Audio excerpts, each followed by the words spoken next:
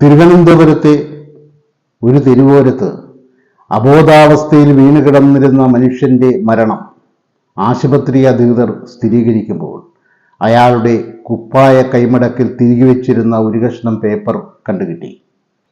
പല്ലു എന്ന ശീർഷകത്തോടുകൂടി എഴുതി വെച്ചിരുന്ന ആ പേപ്പറിലെ വരികൾ ഇങ്ങനെയായിരുന്നു: അമ്പ് ഏതു നിമിഷവും മുതുകിൽ തറയ്ക്കാം, പ്രാണനും കൊണ്ടോടുകയാണ്. വേടന്റെ കൂര കഴിഞ്ഞ് റാന്തൽ വിളക്കുകൾ ചുറ്റും, എൻ്റെ രുചിയോർത്ത് 5-8 പേർ കൊതിയോടെ. ഒരു മരവും മറ തന്നില്ല. ഒരു പാറയുടെ വാതിൽ തുറന്ന് ഒരു ഗർജനം സ്വീകരിച്ചു. അവൻ്റെ വായ്ക്ക് ഞാൻ ഇരയായി. കവികൾ ദീർഘദർശികളാണ്. സ്വന്തം മരണം പോലും മുൻകൂട്ടി കാണാൻ കഴിവുള്ളവർ.